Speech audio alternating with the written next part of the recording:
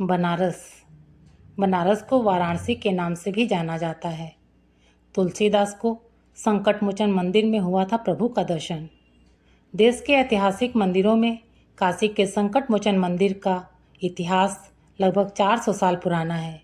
इसी मंदिर में हनुमान ने भगवान राम के भक्त गोस्वामी तुलसीदास को दर्शन दिए थे, जिसके बाद बजरंगबली मिट्टी का स्वरूप धारण कर यहीं स्थापित हो गए। बताया जाता है कि संवत 1631 और 1680 के बीच इस मंदिर को बनवाया गया। इसकी स्थापना तुलसीदास ने कराई थी।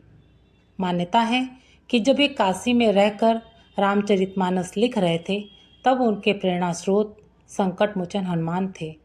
कहा जाता है कि यहाँ आने वाले भक्तों के सभी कष्ट हनुमान के दर्शन मात्र से ही दूर हो जाते हैं। धार्मिक मान्यता के अनुसार तुलसीदास स्नान दान के बाद गंगा के उस पार जाते थे। वहाँ एक सूखा बबूल का पेड़ था। ऐसे में वे जब भी उस जगह जाते, एक लोटा पानी डाल देते थे। धीरे धीरे वो पेड़ हरा होने लगा। एक दिन पानी डालते समय तुलसीदास को पेड़ पर भूत मिला। उसने कहा, क्या आप राम से मिलना चाहते हैं? मैं आपको उनसे मिला सकता हूँ। इस पर उन्होंने हैरानी से पूछा, तुम मुझे राम से कैसे मिला सकते हो? उस भूत ने बताया कि इसके लिए आपको हनुमान से मिलना पड़ेगा। काशी के कर्ण घंटा में राम का मंदिर है। वहाँ सबसे आखिरी में एक कुष्ठ रोगी बैठा होगा, वो हनुमान है।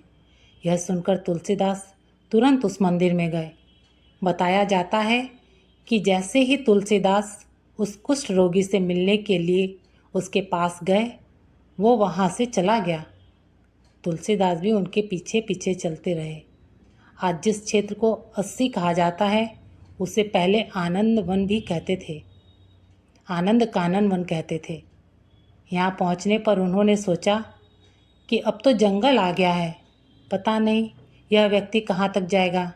ऐसे में उन्होंने उसके पैर पकड़ लिए और कहा कि आप ही हनुमान हैं, कृपया मुझे दर्शन दीजिए।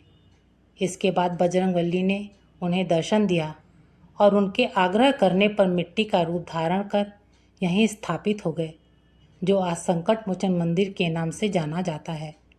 हनुमान जी को यहाँ जागृत अवस्था में माना गया है।